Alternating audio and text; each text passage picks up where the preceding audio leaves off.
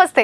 ఇయాల మంచి మంచి ముచ్చట్లు మస్తుగానే ఉన్నాయి గానీ మొదలు హెడ్లైన్స్ ఇస్తే గవన్నీ చెప్పుకుందాం అన్నట్టు సబ్స్క్రైబ్ చేసుకోరుల్లా.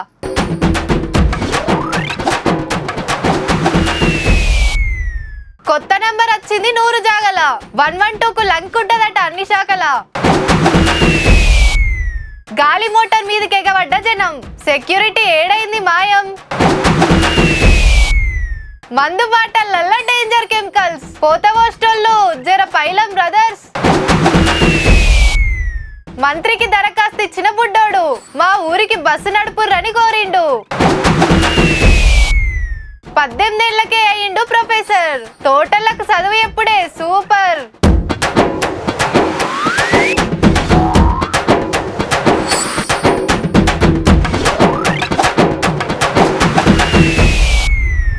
ఏడన్నా లొల్లులు కొట్లాటలైనా, ఆలుమొగల పంచాయతీలైనా, దొంగతనాలు దోపిడీలు జరిగినా, ఏదన్నా బంగ్లాకు అగ్గంటుకున్నా, వరదలతోని ఆగమైతున్నా, ఎవ్వలకు ఏ ఆపతున్నా ఎమ్మటే యాదికొచ్చేది డైల్ 100. 100 నెంబర్కు ఫోన్ కొట్టినామంటే అయిపోయి ఎమ్మటే పోలీసులు ఉరికొస్తూనే ఉంటారు. కానీ ఈ కంచెలు అట్లా కాదుల్లా. అగో మరి ఏదైనా ఆపద వస్తే ఏం చేయాలి అంటురేమో, ఈ ముచ్చట చూస్తే మీకే తెలుస్తుంది. ఇక 100 నెంబర్ కాదు, ఏ ఆపద వచ్చినా 112 నెంబర్ కు ఫోన్ కొట్టాలి. మున్పు డయల్ 100 కు ఫోన్ కొడితే పోలీసులు ఉరికొచ్చేది, వాళ్ళు కడమ శాఖలకు మతలబ్ పంపి రమ్మనేటోళ్ళు. కానీ ఈ కంచెలు అట్లా కాదు, 112 నెంబర్ కు ఫోన్ కొట్టంగానే పోలీసులు, వైద్య శాఖలు, ఫైర్ ఆఫీసర్లు ఇట్లా 18 శాఖలకు ఒక్క పరే మతలబ్ పోతుంది. మళ్ళా మనం ఏడున్నామో పక్క అదే లొకేషన్ చూపిస్తుందట. ఒక్కో శాఖకు ఒక్కో నెంబర్ పెట్టుడు, అవన్నీ పబ్లిక్ యాది పెట్టుకున్నాడు. అన్ని శాఖలకు ఫోన్లు కొట్టుకుంటూ ఉండే వరకు నష్టం జరిగిపోతూనే ఉంటది. అగో అట్లా కావద్దని ఈ నెంబర్ తెచ్చిర్రన్నట్టు. భారతదేశం కోసం ఇన్ని నంబర్లు కాకుండా 100, 101, ఫైర్ కోసం ఒకటి, మెడికల్ కోసం ఒకటి, ఇవన్నీ ఒక ఎమర్జెన్సీ వచ్చినప్పుడు గుర్తు పెట్టుకోవడం అనేది చాలా కష్టం. అందుకే 112 అనేది ఒక స్టాండర్డైజ్ నంబర్ ఉండాలి అని ఆ కమిటీ రికమెండ్ చేయడం, దాన్ని అమలు చేయడం అనేది ప్రారంభించారు. ఇక కొట్లాటలైనా టక్కర్లైనా అగ్గంటుకున్న 112 నెంబర్ కు ఫోన్ కొట్టంగానే అటు పోలీసులు, ఇటు ఫైర్ వాళ్ళు, ఇంకో దిక్కు దావఖాన నుంచి వైద్య శాఖ ఆఫీసర్లు ఉరికొస్తూనే ఉంటారు. సేవలు చెప్పండి అంది ప్రాణం ఆస్తి నష్టం తక్కువైతుంది. మంచిగానే ఉన్నది కానీ ఎట్లెట్లా పనిచేస్తుందో రేపు తెలుస్తుంది. అన్నలకు చాలా ఇష్టమైన ముచ్చట ఇది. కానీ అసలు ముచ్చట తెలిస్తే ఏమైపోతారో ఏమొప్పు. అరే ఇన్నొద్దులు మనం దాగింది మంచిదేనా లేమన్నా మతలబు ఉన్నదా అని క్వశ్చన్ల మీద క్వశ్చన్లు తిరుగుతుంటాయి కావచ్చు దమాక్లా. ఎందుకంటే ముచ్చట అసొంటిది. నీ ఊరిచ్చుడు సల్లగుండా ఇంతకు ఏం ముచ్చట ఏమైందో చెప్పరాదంటుర్రా అన్నలు, జర మంచిగా చూడుర్రే. రాయల్ ఛాలెంజ్ తాగుతాం, ఓల్డ్ మంకును ఒకటే తాపకు లేపుతాం, యాంటిక్విటీని ఆపకుండా తాగుతాం అనేటోళ్ళు జర మంచిగినాలకి ముచ్చట. మధ్యప్రదేశ్లో ఈ విస్కీలు తయారు చేసే యునైటెడ్ స్పిరిట్స్ కంపెనీలో అచ్చిరాని కెమికల్స్ కలుపుతుర్రని తేలిందట. మొన్నాడు ఆఫీసర్లు శాంపిల్స్ తీసుకొని ల్యాబ్కు పంపిస్తే పానాలకు ముప్పు తీసుకొచ్చే ఫ్లేవర్లు కెమికల్స్ ఆడకం చేస్తున్నట్టు తేలిందట. అత్తమైన మందు తాగుతూనే కార్యాలు ఖరాబ్ అయితే అడ్డమైన బీమార్లు వస్తాయి. ఇక ఇంత చక్కటి మందు వేసినాక రాకుంటుంటాయా? గందుకే మన తన మేడ్చెల్ల కంపెనీ మందు తయారు చేసే యూనిట్లు ఉన్నాయట. ఎమ్మటే వైన్స్లు, బార్లకు పోయి శాంపిల్లు తీసుకొని ల్యాబుల టెస్టులు చేయరని ఆఫీసర్లకు ఆర్డర్ వేసిందట సర్కారు. ఎందుకంటే రాష్ట్రంలో 140 వాళ్ళ అమ్మకాలతో రాయల్ ఛాలెంజ్ టాపులు ఉన్నదట. ఎక్కువ మంది గుంజుతురు కాబట్టి ఏదైనా ఎటమటం అయితే లక్షల మంది పానాలు మందులో కలిసినట్టే. అందుకే మందు దుకాణాలకు పోయి చెకింగులు చేస్తుర్రు. అసొంటి ఏమన్నా ఉంటే స్టాక్ అంతా వెనుకకు తెప్పించుడే కాదు, ఆ కంపెనీ బ్లాక్ లిస్ట్ లో పెడతారట. టేస్ట్ రంగు కోసానికని అడ్డమైన కెమికల్స్ కలుపుతుర్రట. వాటితో లివరు, కిడ్నీలకు పెద్ద దెబ్బే.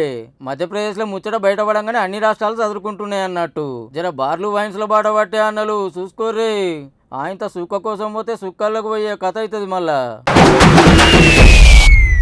ఊరికి ఎమ్మెల్యే గారు వస్తుర్రంటే, మంత్రి గారు వస్తుర్రంటే ఎట్లుంటది? ముదాలు పోలీసులు వచ్చి అంత చెక్కింగ్ చేసి తొవ్వ పొడుగుతుల కల్వర్టుల కాడ గట్లనే ఎవరైనా బాంబులు గీంబులు పెట్టిరా అని డాగ్ స్క్వాడ్ తోని చెక్కింగ్ చేస్తారు. ఇక లీడర్ గారు రాగానే ఎవ్వరి దగ్గరికి రాకుండా అంత దూరంలోనే ఆపుతారు.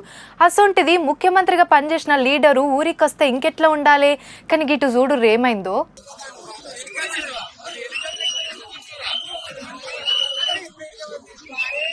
ఓ కొడుకు బెల్లం చుట్టూ ఈగలు ముసిరినట్టే ఉన్నది పో. హెలికాప్టర్ ను దగ్గర నుంచి చూడాలని గీ తీర్లేకబడ్డారు. ఫోటోలు వీడియోలు గుంజుడే గుంజుడు. అరే ఆగుర్రా నాయనానికి అన్నలు ఎంత బతిలాడుతున్నా ఎవ్వరు ఇంటలేరు. ఇంతకా హెలికాప్టర్లు ఎవరు ఉన్నారంటే ఆంధ్ర పాత సీఎం జగన్ అన్న అభిమాన నాయకుని దగ్గర నుంచి చూడాలని బారికేళ్లు సుత ఇరగొట్టుకొని వచ్చి మీద పడే వరకు రచ్చ రచ్చ అయింది. అగో మరి సెక్యూరిటీ వాళ్ళు ఎటు పోయినట్టు ఏమైనట్టు అంటారా? వాళ్ళని నూకేసుకుంటూ వచ్చిర్రట అంతా. తూర్పుగోదావరి జిల్లా దేవరపల్లిలో పొగాకు వేలం కేంద్రానికి పోతే గింత ఆగం పట్టించిర్రు కార్యకర్తలు అభిమానులు. చేలో ఒక రాష్ట్రానికి ముఖ్యమంత్రిగా పనిచేసిన లీడర్ కు సెక్యూరిటీ ఇచ్చుట్ల గింతలు అపర్వ చేస్తారా అని సర్కారుని ఇయ్యరమయ్యర చూపిడిచి పెడుతున్నారు వైఎస్ఆర్సీపీ లీడర్లు. వచ్చినోళ్ళు అభిమానులు కాబట్టి ఏం కాలే, ఒక అల్ల పడనోళ్ళు బడవేగాళ్ళు వస్తే ఏంది పరిస్థితి? ప్రతిపక్ష లీడర్ కే సెక్యూరిటీ ఇవ్వకుంటే ఇక పబ్లిక్ ఏమి ఇస్తారో పో. మొన్న ఉత్తరప్రదేశ్లో ఓ 13 ఏళ్ల బుడ్డోడు సీదా కలెక్టర్ తానికి పోయి మా ఇల్లు మాకు ఇప్పిరని అడుగుడే కాదు, పోలీసుల మీద సుత పంచులు ఇసిరిండు. అట్లనే బీహార్లో ఓ బుడ్డోడు వాళ్ళ భూమిలో వ్యవసాయం చేసుకొని ఇస్తలేరని వీడియో గురించి సోషల్ మీడియాలో పెడితే పొట్టు పొట్టు గిరికలు కొట్టింది. ఆ నడుమ ఓ బుడ్డోడు సీదా పోలీస్ స్టేషన్కి పోయి నాకు దుఃఖపైన పనిచేయని బొమ్మిచ్చిర్రు, వాళ్ళ మీద కేసు పెట్టుర్రు అని. వాళ్ళందరూ వాళ్ళ కోసానికి తల్లాడితే ఓ బుడ్డోడు మాత్రం ఊరి కోసం తల్లాడుతుండు. ఇంతకు ముచ్చటేందంటే ఏలేడంతా లేడు కానీ సీదా రెవెన్యూ మంత్రి పొంగులేటి శ్రీనివాసరెడ్డి సార్ తానికి వచ్చిండు. ఇంతకేం కావాలి నీకని సార్ అడగంగానే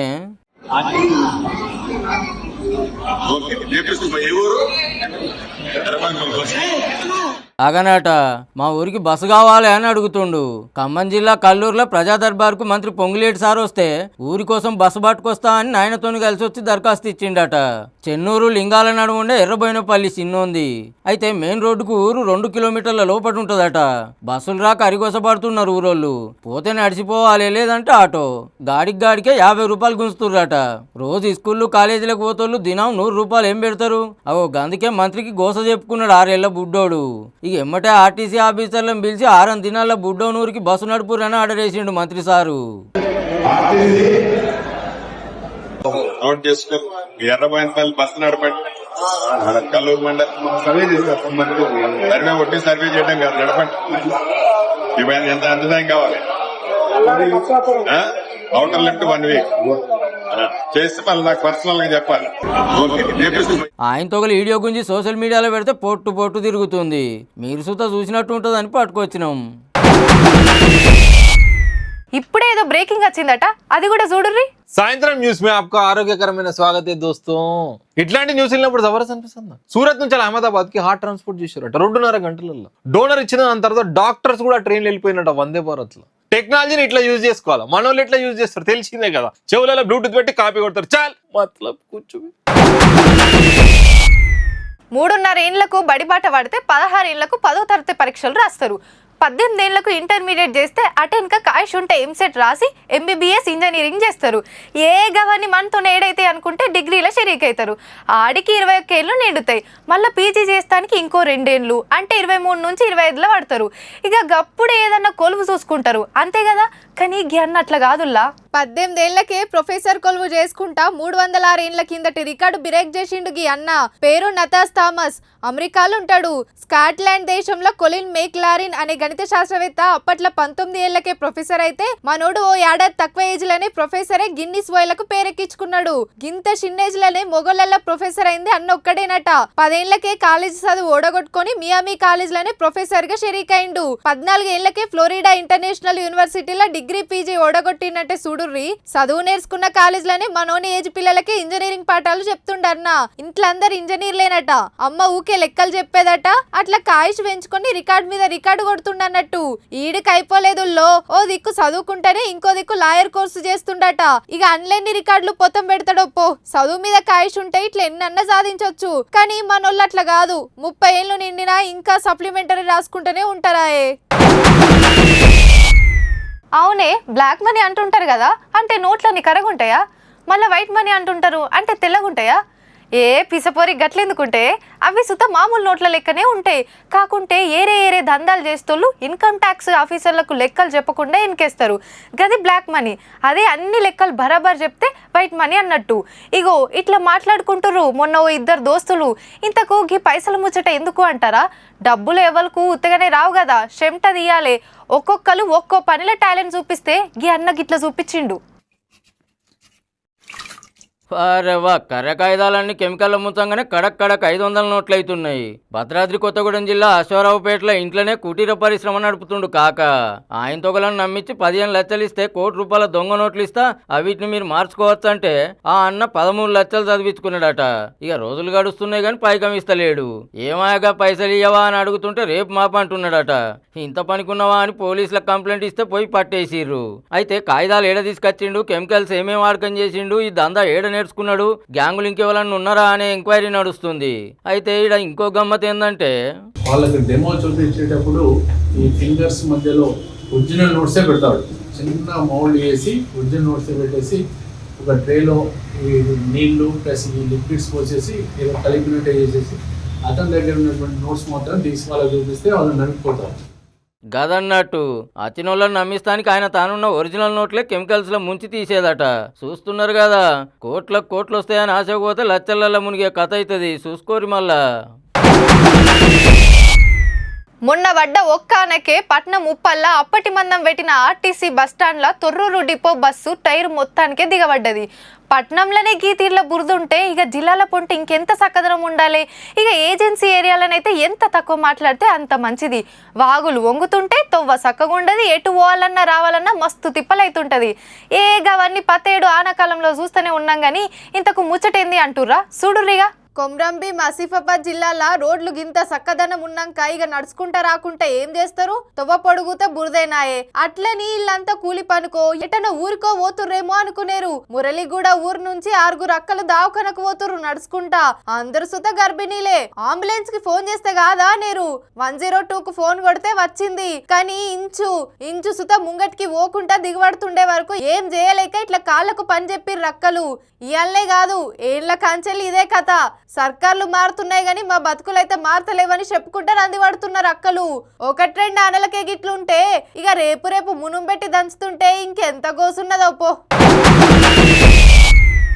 ఇంట్లో ఉండి వృద్ధులను చూసుకోవడానికి ఏ బాధల బందీ లేని ఒంటరి మహిళ కావలను. నెలకు ఇంత జీతం, భోజనం, వసతి సౌకర్యం కలదు. ఆసక్తి ఉన్నవారు ఈ కింది నెంబర్లో సంప్రదించగలరు. ఇగో ఇట్లా పేపర్లల్లా ప్రకటనలు వస్తుంటాయి. ఇక అవి చూసి పని కావాలనుకున్న వాళ్ళు ఫోన్ కొట్టి పోతారు. గీతం అంతా నచ్చితే పనికి ఎక్కుడే. అగో అట్లనే ఓ గక్క ఓ తానికి పనికెక్కిందుల్లా. కానీ అటెన్క ఏం నడిచింది అనేదే అసలు ముచ్చట. ఏదో పాపం పని చేసుకొని బతుకుతుంది కదా అని ఇంట్లో పనికి పెట్టుకుంటే ఇల్లు ఆకిలి ఊడ్చుడే కాదు, బీర్వసుత మొత్తం ఊడ్చిందక్క. భద్రాద్రి కొత్తగూడెం జిల్లా ఇల్లందు కాకతీయ నగర్ లో 2 పెద్ద మనుషులను చూసుకుంటా వాళ్ళతోనే ఉండేదట. 4 రోజుల కింద వాళ్ళు పడుకున్న చూసి ఓ నగ తీసుకుపోయి ఇంటాయనకి ఇచ్చొస్తే ఇల్లందులో ఓ బ్యాంకులో కుదబెట్టి పైకం తెచ్చుకుని అప్పులు కట్టుకున్నారట. ఇంటి ఓనర్లు గుర్తుపట్టలేదని ఆయనతో ఇంకో 9 తులాల బంగారానికి సూటు పెట్టిందట. 1/2 తులమో 1/2 తులమో ఓతనే కింద మీద అవుతుంటాము. ఏకంగా 10.5 తులాల బంగారం పోయినాక ఊకుంటారా? పోలీస్ స్టేషన్ లో కంప్లైంట్ ఇస్తే ఇంట్లోండే దొంగను పట్టేసిరు పోలీసులు. ఆ ఇంట్లో ఏదైతే 10.5 తులాల దొంగతనం జరిగిందో ఆమెనే తీసినట్టుగా ఒప్పుకుంది. ఆ తర్వాత ఆ బంగారు ఆభరణాలు ఓ 2 ప్లేసులలో దాచిపెట్టడం, ఓ దగ్గర తాకట్టు పెట్టడం, మిగిలిన బంగారం కూడా ఖమ్మంలో అమ్ముకుందాం అని చెప్పేసి ప్రయత్నం చేస్తుండగా ఇంట్లో పని చేస్తే జీతం వస్తుంది, అదే పనితనం చూపిస్తే లైఫ్ సెట్ అవుతుంది అనుకుందో ఏమో గాని దొరికితే కేసు అవుతుంది, మీదికెళ్ళి జైలు అవుతుందని మర్చిపోయినట్టుంది. ఇక ఇదే మొదల ఇంతకు మునుపు ఏడన్నా పనితనం చూపెట్టిందా అని ఎంక్వైరీ నడుస్తుంది. చూస్తున్నారు కదా, ఇంట్లో పనికి పెట్టుకున్నప్పుడు జర 1-2 మాటలు చెక్కింగ్ చేసుకోర్రి, లేదంటే ఉన్న కాడికి ఊడ్చుకపోయినాక నెత్తికి చేతులు పెట్టే కథ అవుతుంది. తెల్లదొరలకు వ్యతిరేకంగా అప్పట్లో గాంధీజీ సహాయ నిరాకరణ ఉద్యమం నడిపిండని ఓయిలలో చదువుకున్నాం. అప్పట్లో వాళ్ళు అరిగొరస పెడుతుండే వరకు చెల్ మాతానికొచ్చి మా మీద మీ పెత్తనమేంది, మీదికెళ్ళి మా హక్కులు గుంజుకునుడు, ఇష్టం ఉన్నట్టు పన్నులు గుంజుడు, మీరద్దు మీ పొత్తొద్దు అని విదేశీ వస్తువులన్నీ బహిష్కరించి స్వదేశీ అడ్కం చేసుడు పెట్టిర్రు. ఇప్పుడు ఈ చరిత్ర పాఠాలు ఎందుకు చెప్తున్నట్టు అంటారా? అగో అచ్చం అసొంటి కార్యమే నడిచింది ఓ తానా.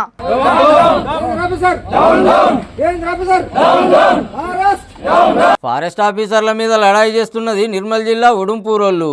ఫారెస్ట్ వాళ్ళని ఎలేసినంత పని చేసిర్రు. మీతో మాట ముచ్చట్లేదు, మీరు చెప్పేది ఇనులేదు, పచ్చి మంచినీళ్ళు సుత ఇవ్వలియ్యం అని సహాయ నిరాకరణ చేస్తారు. అగో గంత గొట్టు నిర్ణయం ఎందుకు చేసిర్రు అంటారా? సీసీ రోడ్ మా సర్పంచ్ గారు సీసీ రోడ్ 1 కిలోమీటర్ అంతా వేశారు. FDO సారు జేసీబీ తోటి తీద్దామని అంటున్నారు సార్. మరి మాకు అసలు గ్రామానికి రోడ్డు ఉండాలనా వద్దా? అసలు మా ఇందిరమ్మ ఇల్లు ఇస్తే కూడా ఆ ఇందిరమ్మ ఇల్లు కూడా క్యాన్సల్ చేసి మొత్తం చేసిండ్రు సార్. మొత్తం అది క్యాన్సల్ చేసిండ్రు. 5 ఇల్లు ఇందిరమ్మ ఇల్లు వచ్చినాయి, అవి కూడా క్యాన్సల్ చేసిండ్రు. అగనాట ఊర్లోకి సీసీ రోడ్డు వేస్తే జేసీబీతో తవ్వుతాం అంటుర్రట. ఇందిరమ్మిన్లు వస్తే సుధా కట్టుకోకుండా చేస్తుర్రంటే చూడుర్రిగా. ఇక పోడు చేసుకుంటామంటే సుధా ట్రాక్టర్లను అసలే పోనిస్తలేరట. ఏమున్నా ఎడ్లతో చేస్తే చేసుకోర్రి, లేకుంటే ఊకొర్రు అని పనులు ముంగడికి పోనిస్తలేరట. గోస చెప్పుకుందామని వస్తే వినిపించుకోరట, మీదికెళ్ళి చెప్పరా అని మాటలు అంటుర్రట. లేదు మీరు నాయకపోవచ్చు, గొండోల్సు, లమ్మాడి వాళ్ళు మీరు మారరా, మీరు మీతో ఏ పని లేదు, నాకు మీరు ఏం చేసుకుంటారు, ఒర్లుతారు సాయంత్రం దాకా, అలాగే లేచిపోతారు కానీ నాది ఏం చేసుకోరు అన్నట్టు మాట్లాడుతుండ్రు. అడవినే నమ్ముకొని బతికే ఆదివాసీలు ఏళ్ళకించి పోడు చేసుకుంటా అంటే ఇప్పుడు చాపుడు ఎక్కడది అనేది మనోళ్ళ మాట. అందుకే ఫారెస్ట్ వాళ్ళకి ఎవ్వరు ఆసరగా వద్దని డిసైడ్ అయ్యారు అన్నట్టు. ఏదన్నా ఉంటే పెద్ద ఆఫీసర్లతో మాట్లాడి చేస్తామనాలి కానీ డెవలప్మెంట్ పనులు అప్పుడు ఇల్లు కట్టుకొని ఇవ్వకపోవడం ఎన్నిసార్లు సహాయ నిరాకరణ చేస్తుర్రంటే ఊరోళ్ళని ఎంత గోసపుచ్చుకున్నారో పో. ఇక ఇవుల్లా ఇలాంటి గమ్మతి వార్తలు ఉంటామల్లా అన్నట్టు సబ్స్క్రైబ్ చేసుకున్నాడు మర్చిపోకురుల్లా.